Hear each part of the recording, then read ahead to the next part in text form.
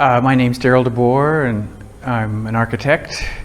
So my role was to basically get all the code compliance to happen to get it all approved and be able to start building. Wonderful. And yeah, any kind of story you can say about getting things off the ground, what we're doing today, or maybe even kind of what you're looking forward to the most about having the place here. Well, to me, the vision is a place that you'd actually want to walk around and you want to gather. There's not really anything like that in the whole El Sobrante Valley now. A lot of people have seen themselves as commuters and they live a lot of their lives in other places, but what about this place? And I think that what started to happen in the 50s was pretty interesting here, and it's kind of been drained to other places, and so now we get a chance to bring some of that back, where there's a lot of really interesting people in this area, and I think they'll be able to interact and hang out in a much more interesting place. Cool. Where do you think you'll spend, again, once things are open and off the ground, where do you think you're going to spend your most time on kind of campus here? So I have the space that is sort of my fee for having done all the drawings, is that I get to use this 600 square foot building off of the parking lot for the next decade or so. And my vision for that is to make a place where people learn how to make things. So it's about woodworking and crafts and just using the other side of your brain that we're not doing very much of when we dismantle all the high school shops and people are encouraged to sit behind a computer all day. We just don't develop the passion for how to do things. So let's try and bring some of that back and see what we can do.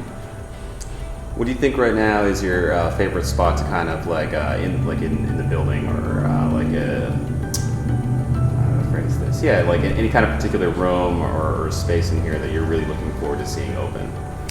Well, I think the cafe will be the gathering place for the community. That our addiction to coffee is a pretty good attraction to bring people in and get them to hang out together and form a community that's a little bit more cohesive than what we have now.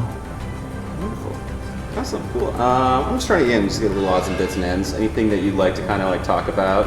This is kind of meet your tablemates kind of thing. Anything more about yourself you'd like to say? I've always done things a little bit differently as an architect. I want to make the pieces that are otherwise difficult to find and to have the way we'd like to see them.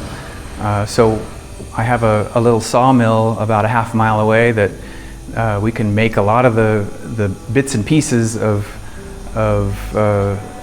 buildings that we otherwise can't find at Home Depot. And so all the interesting local trees that otherwise go to the landfill, we're going to be picking up and turning into much more interesting tables and doors and chairs and all sorts of things that occur to us.